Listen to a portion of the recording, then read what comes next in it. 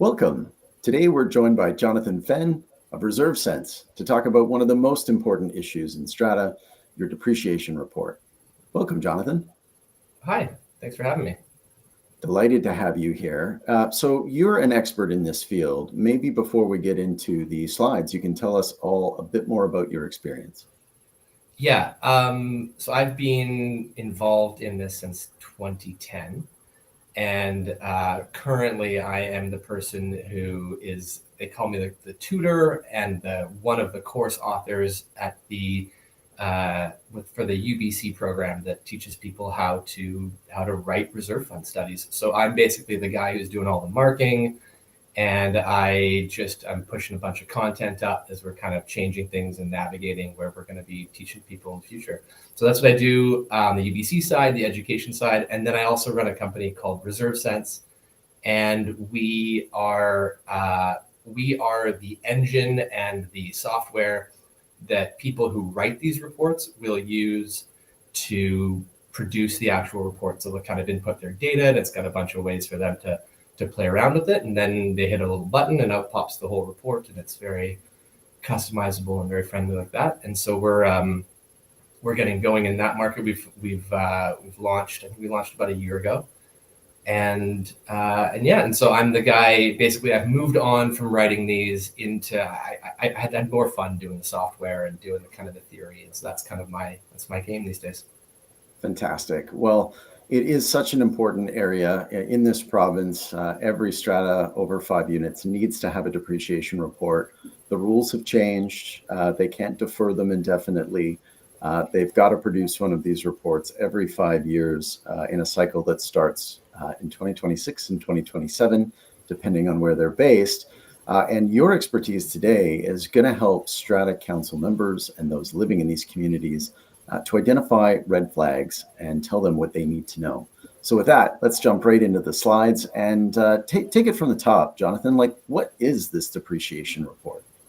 Yeah, so I've got like a whole spiel that I can rattle off, but I mostly what this is, if you like strip everything out of this, what we're doing here is we're just creating a financial plan. It's just a budget. It's a giant prediction. What do we think is going to happen? And how do we budget for that? What do we do about that? So what's going to go wrong? When's it going to go wrong? And how much money is it going to cost to fix it? So to be clear for everyone, this is not about your annual budget and your janitor and your landscaping. This is No. looking at your community and its structure and its physical assets. Can you go into that? Yeah, so we differentiate between the operating fund and the reserve fund. And so I know no more than you do about the operating fund. That's not my area. The operating fund, like you said, it's like there's some insurance, there's some snow removal, there's some landscaping. The reserve fund is the one that everybody's got these questions on. It's kind of the big, like, what you hear the horror stories. It's the horror story one where people go, I had to come up with $60,000 all at once, and where's that money coming from? And so that's the special levy or special assessment. That's the 4-letter word in reserve fund planning. And so what we want to do is we want to bring some insight, some clarity to those situations where we can just say, here's what we think is going to happen. Here's kind of how it's going to play out. Let's start saving now so that nobody comes to you in 10 years asking you for 60 grand. So you're absolutely right. I've spoken about special levies a fair bit, and I've done a lot of analysis on buildings in BC and across North America. And if I can use Ontario as our example, Jonathan, in Ontario, their contributions to their reserve fund as a percentage of operating budget are nearly 25%. And in British Columbia, the requirement is 10, and the actual average is 11. So there's a huge gap in the way that reserve funds are funded in these different jurisdictions. And it's why special levies are so frequent, so common, and sometimes so big here in British Columbia. Yeah, I'd also say that 25% sounds low to me. Oh boy.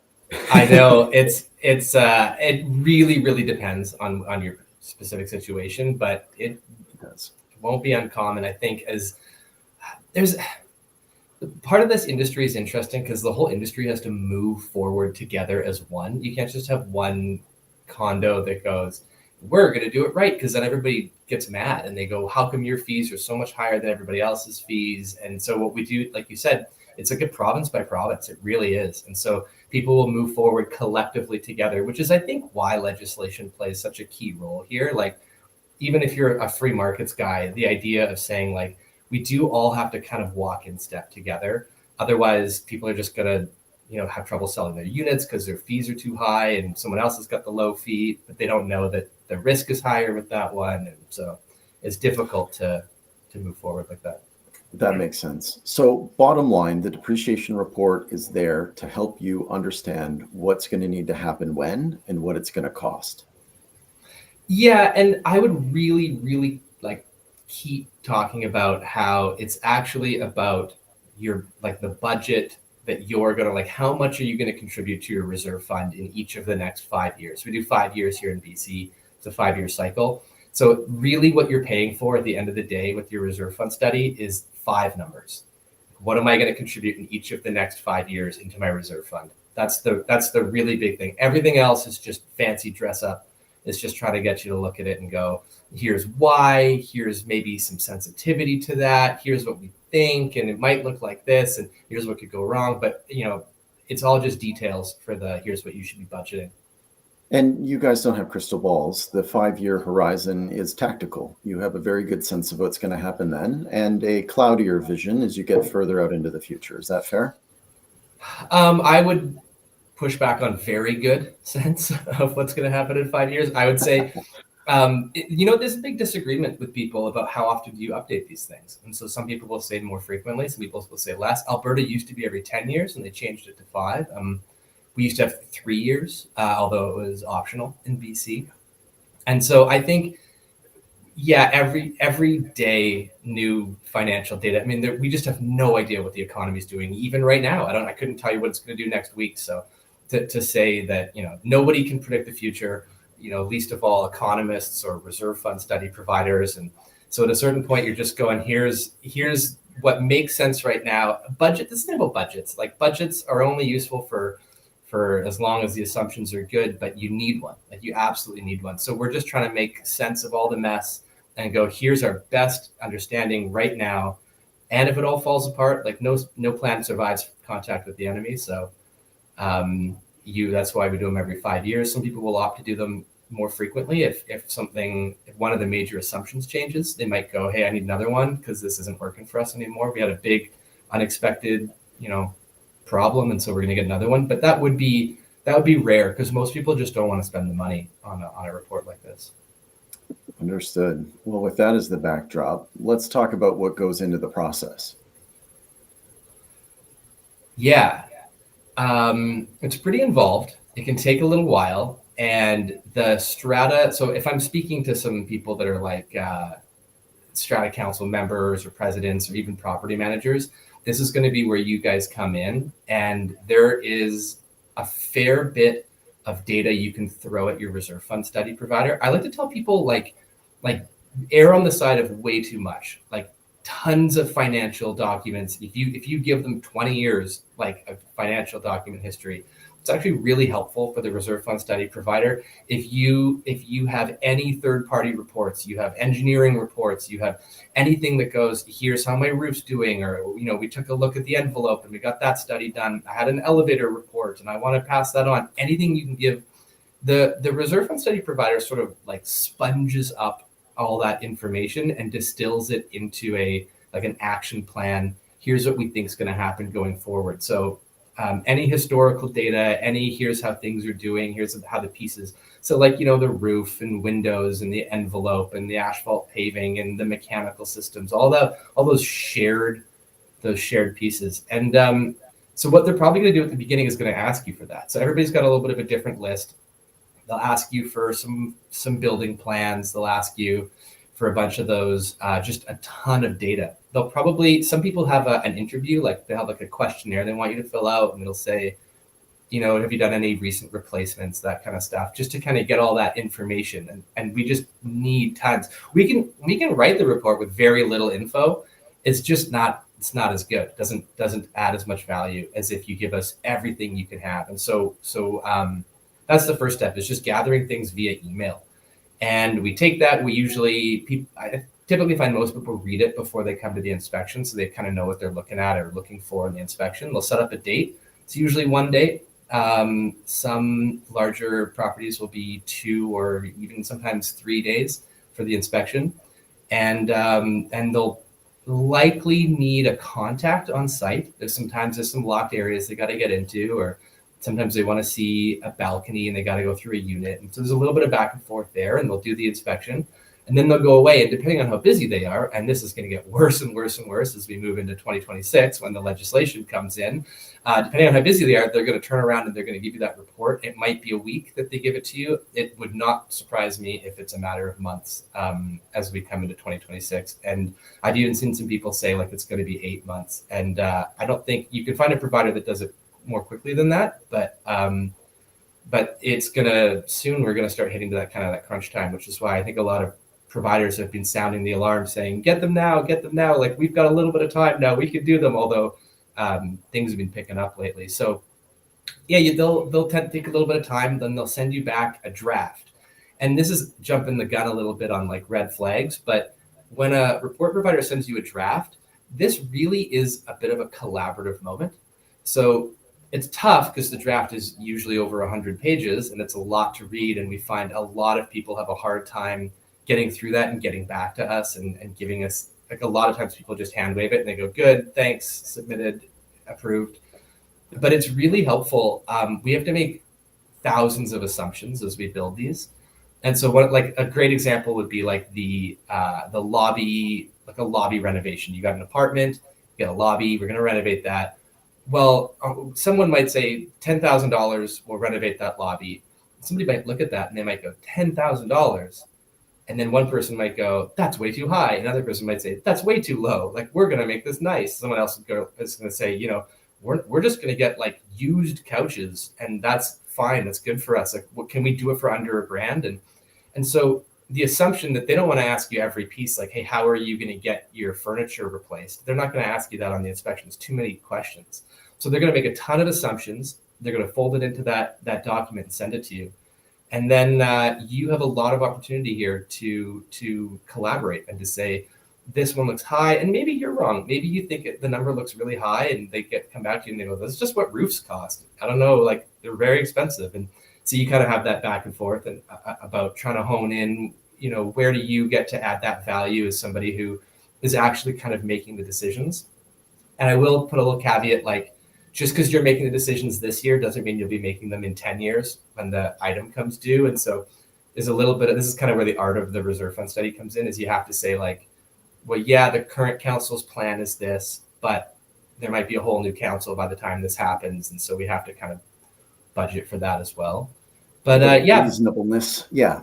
Yeah, totally. And so you're going to have a little bit of back and forth with the draft. And then at some point you'll say, that looks great. We're both happy. You'll sign it, you'll approve it, and away it'll go. And then you'll hand it to all your unit owners.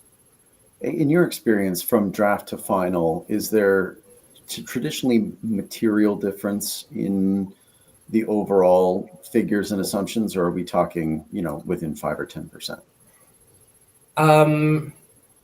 I do think like 90% of the time it's within 5 or 10%. I think people often quibble about the smaller components. So they'll take something that's kind of a like 1% of the overall part, and they'll say, I really want to make sure this number is correct. And it is useful for planning and just for optics, but what maybe the 5 biggest components are the ones that are really going to move that needle. I have had, not somebody I worked with personally, but my mom had a like maybe the worst reserve fund study I've ever seen for her condo, for her strata. And when they went back after the first draft, they said, you missed like 7 big components. And so it really changed from one to the next when they updated it. But most of the time it's not gonna change that much. So I'm jumping the gun to what would be a fantastic question later, but what made this a particularly poor report? Was obviously they overlooked some significant items. How did they overlook those, or what were the other issues within that particular report that made it stand out for the wrong reason? I don't know. The biggest one in my, I mean, they miss components, and if you just, you just don't add, if you don't have the balconies in there, or you don't have the roof, or you don't have, they miss a bunch of stuff, and if you don't have them, you're not budgeting for them, so they're not included, and so they're not going to be. There's no money for that.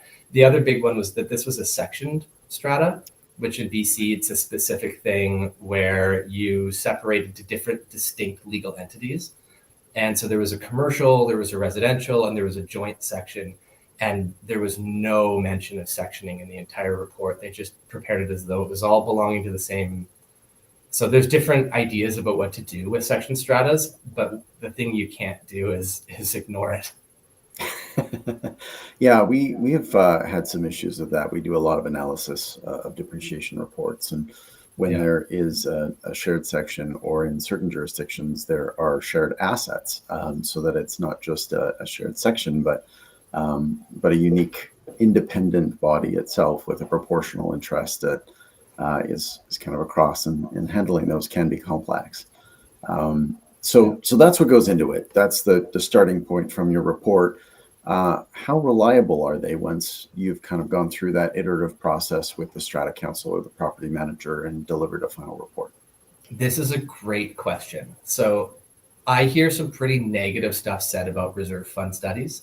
A lot of people have a pretty low opinion about their reliability or their accuracy. And this is a huge, huge point that people bring up.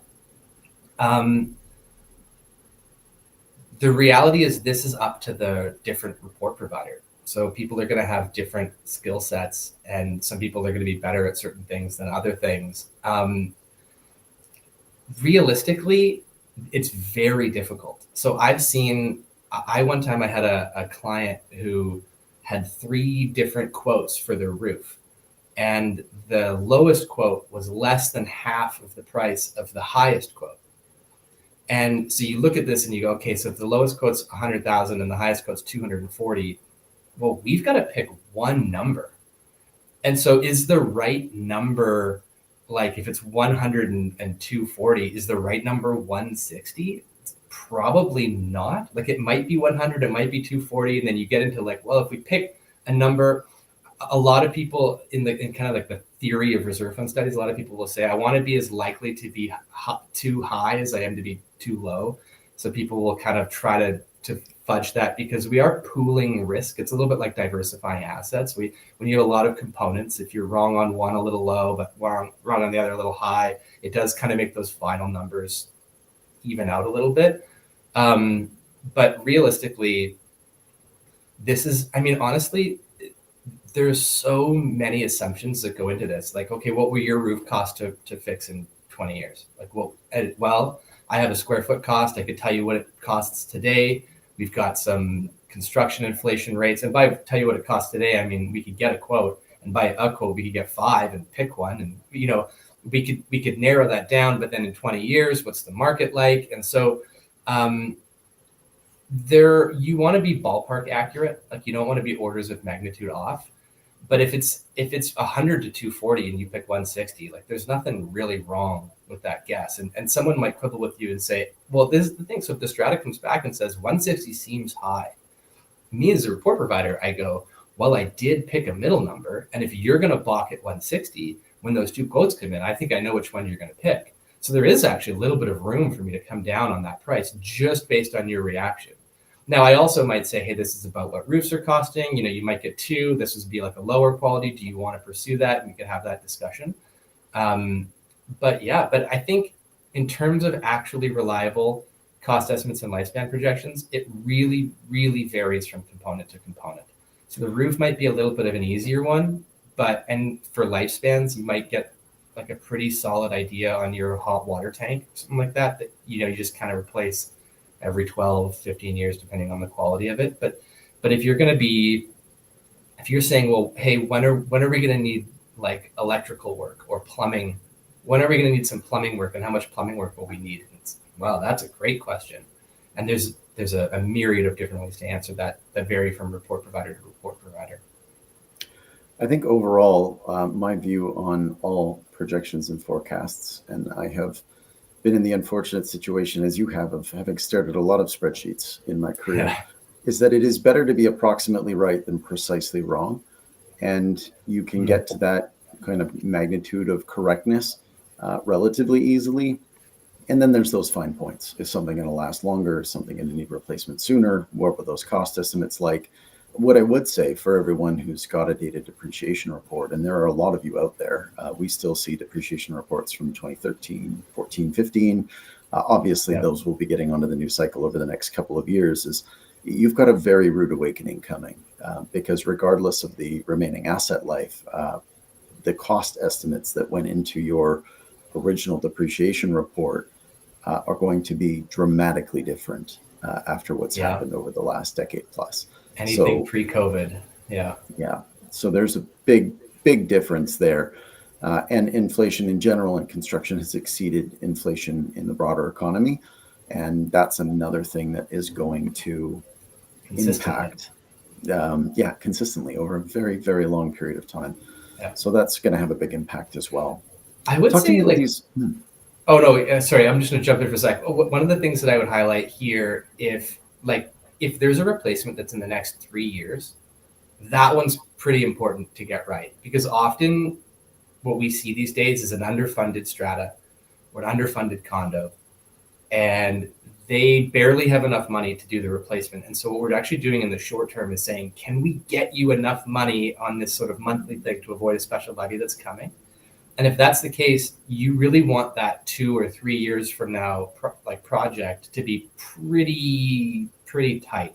And so sometimes what we'll do, if especially if it's a bigger one, so if it's like, oh, we think we're going to replace some of the light fixtures in 2 years, it's not a big deal. But if we're talking like we're going to do the entire roadway of your townhouse because it needs it, and if that's the case, it's like you actually might want to go and source quotes and just say like, I got 4 actual real world quotes. Even there's a conversation back and forth, and you pick one and you kind of go, look, we're in the ballpark here. That's I think not common. Like that wouldn't be most reports that have that kind of big ticket item that's coming up really soon. But if you have that, yeah, you're going to want this one to be well and thoroughly researched, because especially if you don't quite have enough money and you're really trying to fund that, if that's your main focus over the next handful of years. Very true. I consider that 3 to 5 years to be that tactical horizon where you've got a pretty good sense of what needs to happen. So I agree. It would Yeah. be great if you could be tight on those estimates. What I was going to ask you, Jonathan, was what are the critical evaluation methods? And before I move to the next slide, what does that mean? Okay. Um,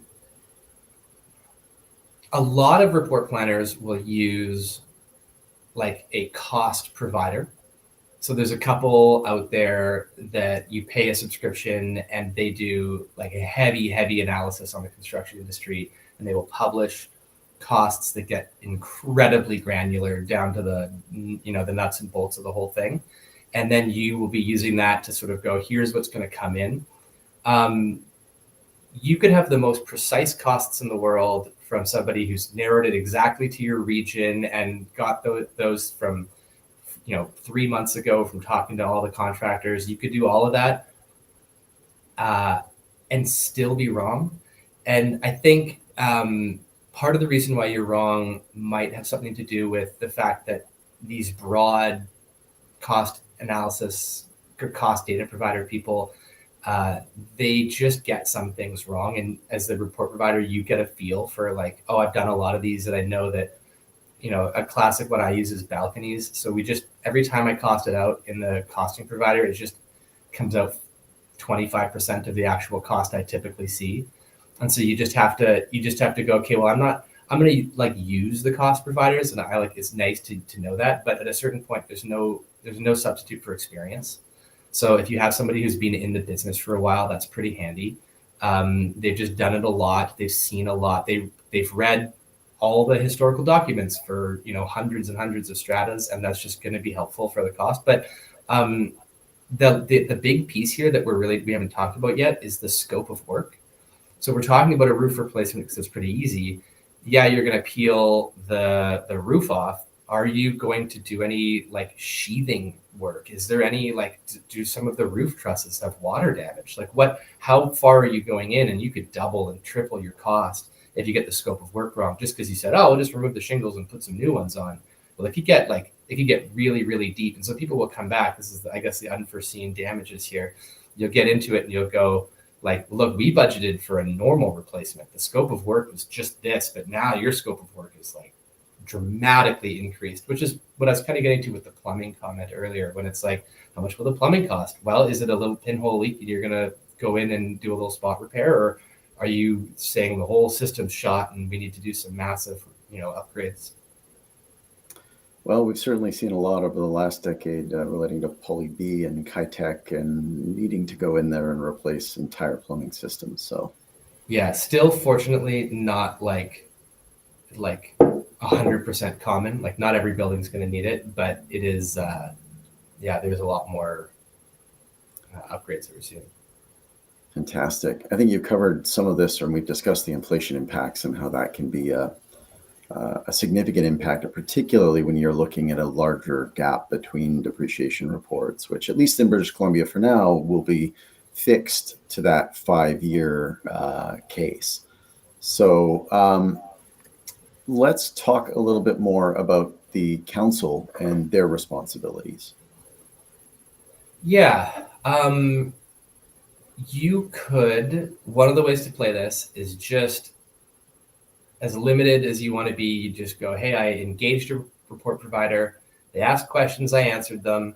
They asked me to show up, I showed up. They asked me to approve it, and I approved it. And you're going to get a reserve fund study, and odds are it'll be pretty good. It'll be ballpark. It'll be plus or minus 20% of where you really should be, and that'll be okay. It might not be as useful for you or your unit owners that way. And there's a greater likelihood that you're going to wind up with a provider that just does a bad job for one reason or another. And if you haven't kind of sussed out, what you're looking for, and really kind of, like it says, asking the pertinent questions. And so I would say you don't need to be an expert in reserve fund studies, but what you really do want to know, you want to make sure that they've got the experience and the skills necessary to do this work. That's a big one. So what are the testimonials saying? How long have they been in business? That kind of thing. But then you really want to, like, when you're reviewing it, you really want to make sure that the numbers they're throwing at you are ballpark right, and they haven't missed any big components, and they haven't got a big piece wrong. So if your building was built in 1980 and they say it was built in 2005, like, it's going to be a big problem. That's going to affect it. So you're going to have to cash that for them, and it might be a bit of a red flag that they got that wrong the first time. I'd say so. At the current time, there is an opportunity for a lot of stratas to get out there and select a great report writer. Come next year or the year after, depending on where you are in this province, the availability of the limited number of experts that are now permitted to write a depreciation report is going to dwindle. And what do you recommend a strata council who's on the cusp and knows that they've got to do this do now, so that they are not scrambling and don't get caught with the only group that will do it, or paying some exorbitant rate because there's no other ability for them to find someone? Pause the video right now, navigate away from this and go get quotes, go get 3 to 5 quotes. Like don't listen to this anymore. If you're on the cusp, you're like, I don't know, we haven't got mine yet. Like, go do it right now. And the earlier you do it, the cheaper it'll be, and the less time it'll take, and the greater availability you'll have to pick the person who you think is able to do the work well. That's really it. There you go. You've heard it from Jonathan. Do it now, do it often, and get started, because there will be a crunch. There always is every time there's a new cycle for anything. And this one was well forecast, but not enough stratas are taking action early enough. So be that strata, take that move. You've heard it here once again. Wonderful. Okay, so that's great. I think that covers off the strata council and what they can do. I would say I have seen in the industry that people are, they really are ordering these reports more. The uptick is big. A lot of people are jumping on already. It's still probably early adopter numbers, but it is like dramatically increasing already. It's just not the tsunami that we expect. Good. It's coming. Yeah. Red flags. Okay. Yeah. We've talked about this. I think this is like our favorite topic before we got to it, this interview here. But yeah, a lot of them are on there. Really, really what you're looking for is I think a big red flag is either they're not reading the data that you sent them, or they're not inputting it. Like it's not finding its way to the report. So you give your envelope study to them and it doesn't inform the envelope thing. It's like, well, if you're not reading it. Another one is if just some basic facts are wrong, missing components, or the notice to reader is interesting. It's like typically you'll only see a notice to reader where the Strata Council's already said, no, I want you to prepare it this way. The report writer goes, okay, but I got to inform everybody else that we did a little unconventional thing here. But if they've just thrown in a notice to reader and haven't consulted you, that kind of gets into the whole, like, if it's not a back and forth, like if you're not actually having some say in this, then that's a pretty big red flag for me. So if people go, yep, here's your budget, there it is, and you go, whoa, is there any way to like slow this down? That's like a massive increase in reserve fund fees you're recommending right away, and then it tapers off. Can we just like approach that gradually, please? And they go like, that's what it is. That's what we're telling you it is.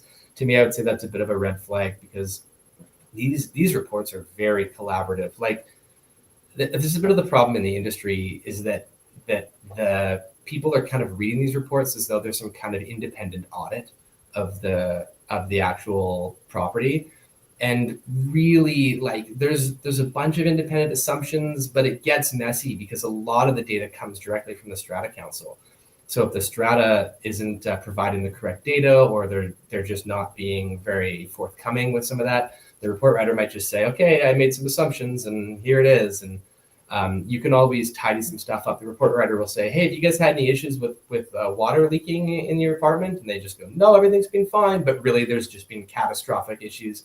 The report writer might not, like, they might see it. They might see some water damage, or they might not. Like, it might have been painted over recently, and they just go, okay, like, how am I supposed to know? So it is really, in the end, it's a collaborative document. So we really have to make sure that, yeah.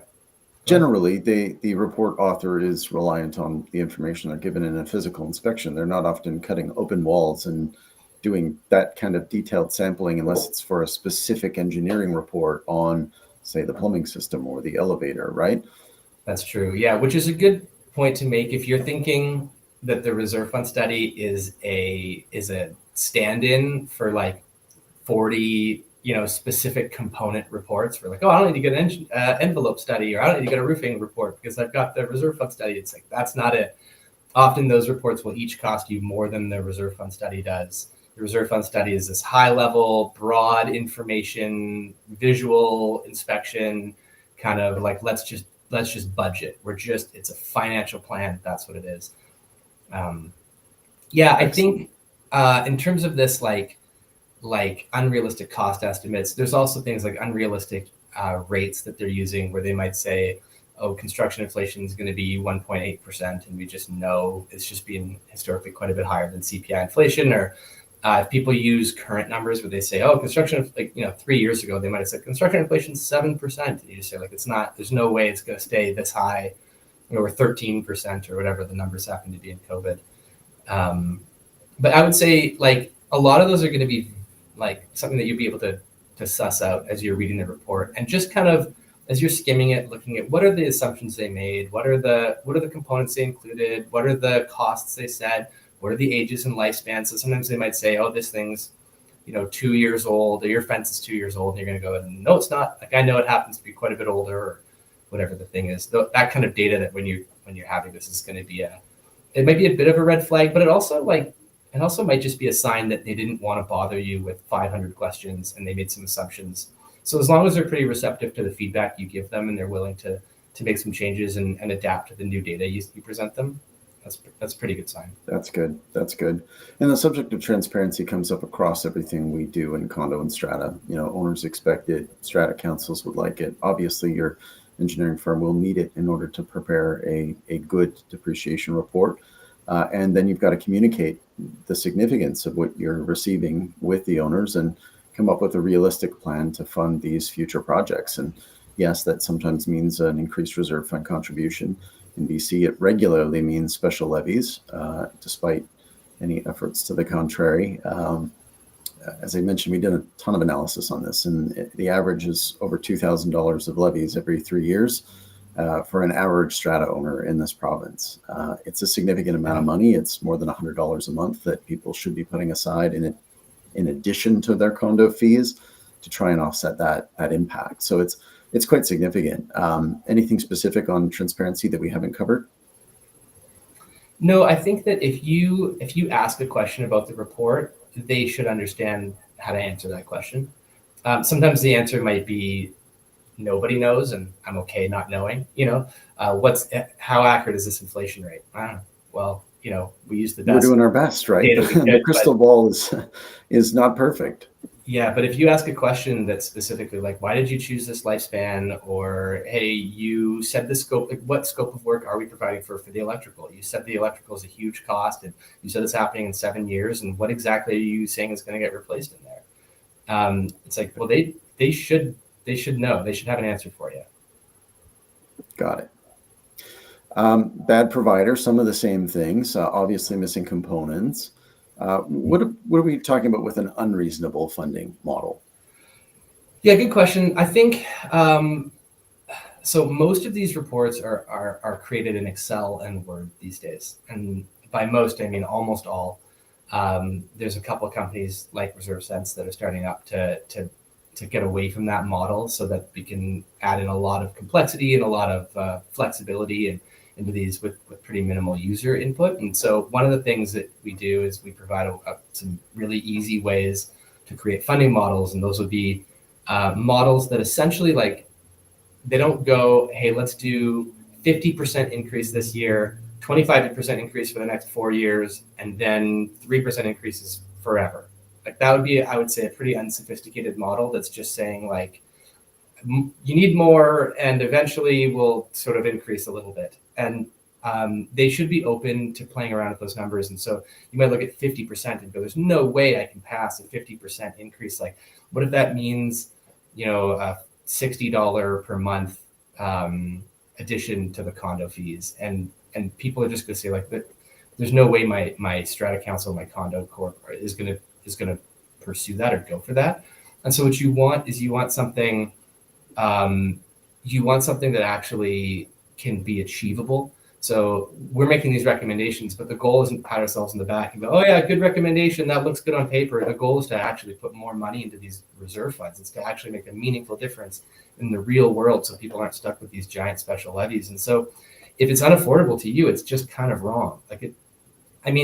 You got to pay out of one pocket, like special levies or increased fees, but it's got to make sense for you. Also, we see sometimes where the funding model will drop below $0. Like, they'll just say, oh yeah, and then in year 17 you're going to have negative $800,000. We saw that more in like the first handful of years after like 2010 to 2015. We saw that more, but it still happens. I still see reports like that, and you just say, like, negative 800,000 isn't a real amount of money you're allowed to have in your bank account. Yeah, that's a levy.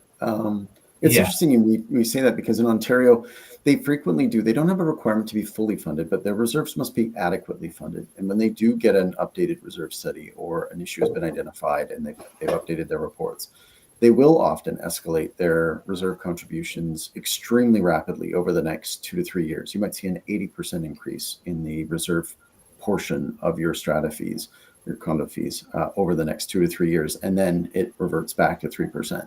And it's quite interesting that that's the model that they've chosen to use. If you look like you're not mathing out, it's your responsibility to get back to adequate funding as rapidly as possible. That's a big difference from here. Yeah, that's a great point about Ontario, because basically none of what I said applies to them in that moment.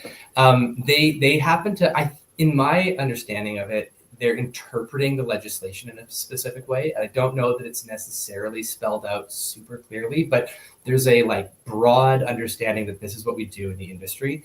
And they do, it's like 1, maybe 3 years. Every now and again, if it's really bad, they'll escalate over 6 years. But it's mostly like, yeah, next year you got to be at the right number.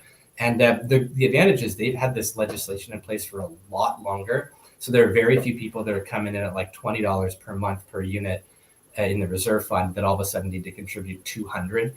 There's mostly you'll get people who are like, maybe 120, 130, and then you say, okay, well now it's $200 per month per unit. And it can be a substantial jump post COVID, but it's not going to be as crazy in Ontario as it would be here usually. Absolutely not. And I bring that up only because Canada is one country, but very different kind of approach to regulating this condo industry. And this conversation is about BC. It is about depreciation reports, but there are very similar reserve fund studies that occur across North America.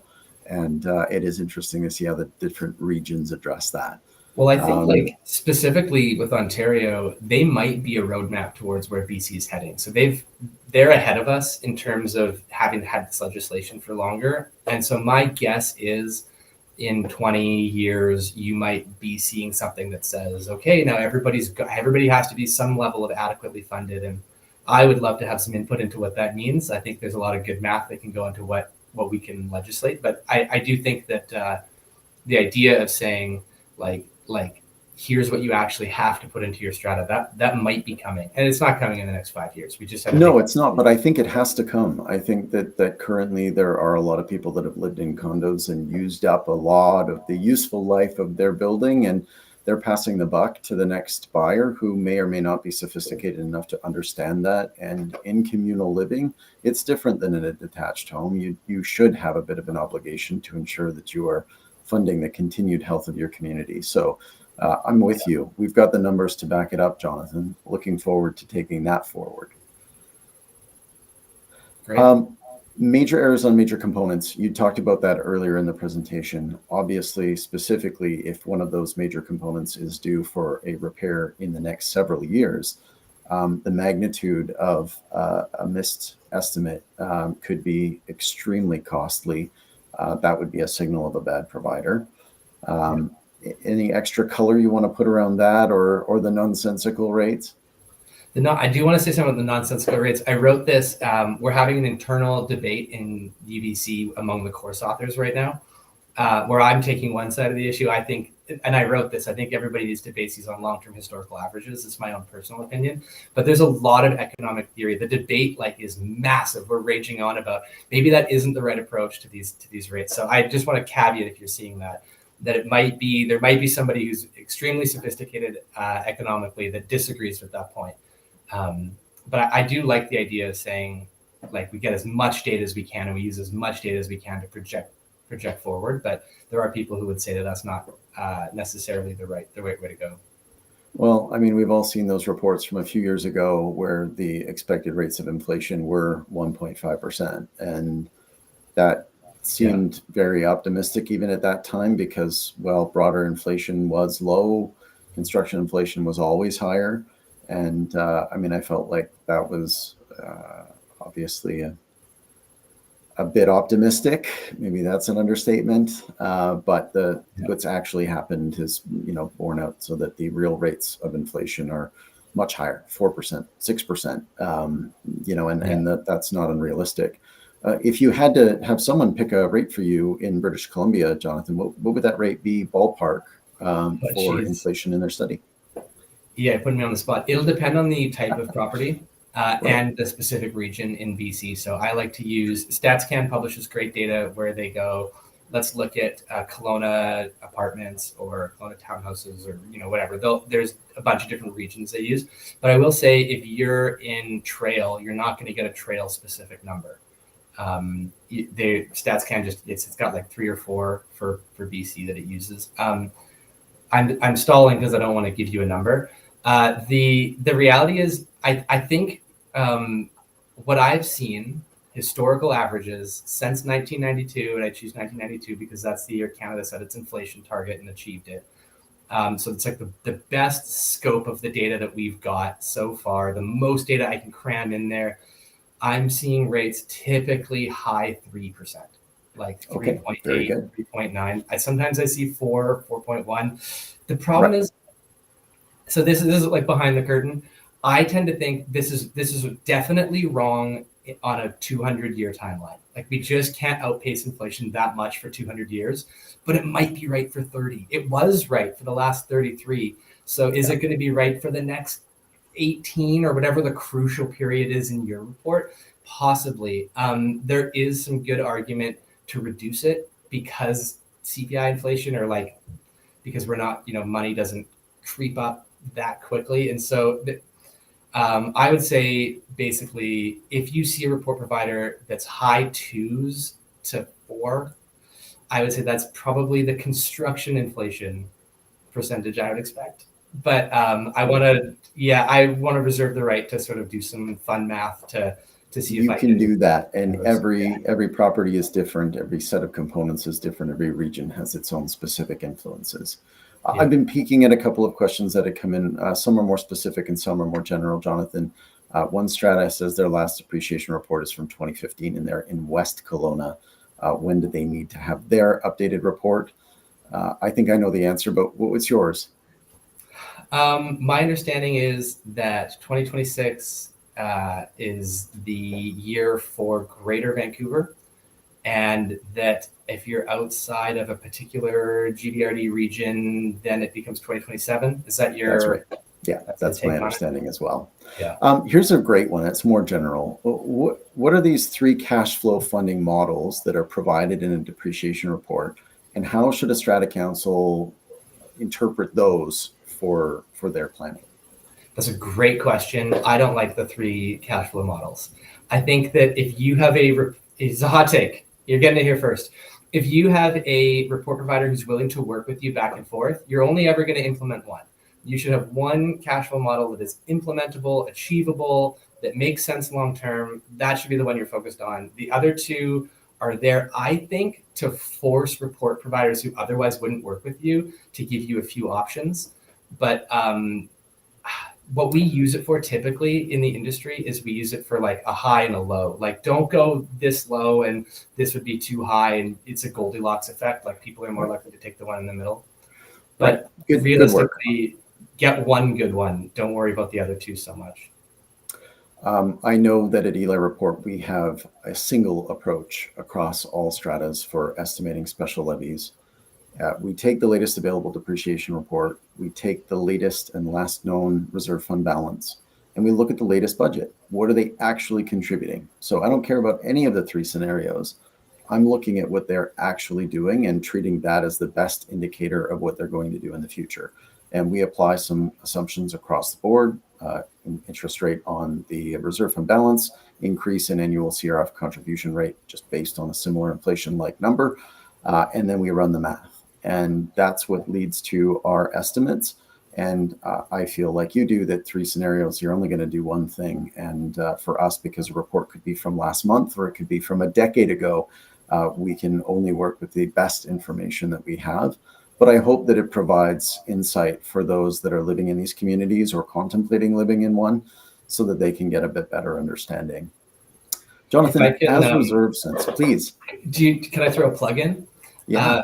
Yeah, Reserve Sense. We've got the thing I'm working on right now that I was doing this morning and yesterday, and I'll be doing this afternoon. We're building this tool called Smart Sense.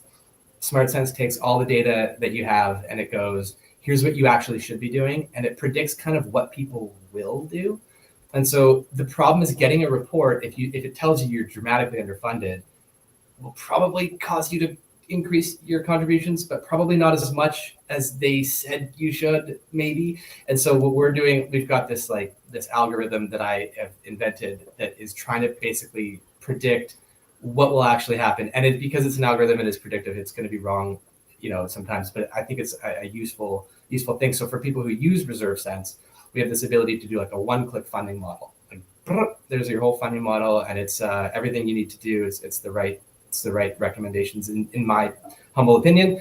And then for the people who actually own these stratas, actually more for the people who are buying into a strata, we're producing a new product called the Strata Fee Risk Assessment or Strata Fee Risk Summary, and we're basically going to say, what's the risk of these strata fees going up, and will there be special levies, and how do I price that, and how does that affect the price I'm paying for my condo today? And is this a risky one or not a risky one? And we just have a 1 page where we say, here's how much we value your risk at. It's a dollar figure. Here's a little chart. And a lot of that relies on this smart sense that says, here's what we think you're going to do and how that's going to affect special levies and the rest of it. Fantastic. We should tie that in with Eli report for sure, because we are not experts in this area. We are doing our best with some basic assumptions to help people have an understanding, and to take it to that next level and have that smart sense calculation in there would be, I think, quite significant for them. Who uses Reserve Sense? You talked about potential strata councils, but who else works with you, and how are they leveraging this tool and technology? Yeah. Right now, we are working exclusively with people who write depreciation reports and reserve fund studies across Canada. So we've got we've had people writing for the last year in this platform, and we're onboarding new members. We're in early access, which just means we work really closely with the people that are onboarding with us. There's a lot of dialogue back and forth. And so if anybody's writing these reports and they're tired of the Excel and they're tired of the Word and they're tired of formatting and getting their pictures just right, and they just want to spend the time doing what they're actually best at, which is coming up with costs and lifespans and stuff, like, we're here. We'd love to join with you. I think we're very reasonably priced. My goal is, if you don't think we're worth it, we'll give you all your money back and we'll send you on your way and say thanks so much for trying, and try to make it really easy for people to sign up so that they don't have to spend any time making it happen right now. And so that's it would be the people writing the reports. Eventually, we have a plan to create a dashboard where people can log in, and basically, so that the receivers of this report don't have to read 150 pages, but you can just drill down right away to the stuff that matters to you, and we can focus on that. And ideally, there'll be some tool that we'll build along the way that will help people, strata council presidents and property managers who receive the draft, to give good feedback to the people who are writing the report. We're just trying to take away the time and the hassle of reading through all the legal jargon that has to be in one of these reports, basically. Fantastic. Check it out at reservesense.com. Next week, I'm going to be joined by Adam Enns of Integrity Risk Reduction to talk about why water leak detection matters. Clearly, that's one element of a very complicated building, Jonathan, but I think one that again, technology can make a difference in, if you've got that ability to sense or shut off your water in the event of a plumbing issue. That could save both a big insurance claim and a bunch of disruption for owners in the community. So that's who's with me next week. Really appreciate you joining me today, Jonathan. Thank you so much for your time.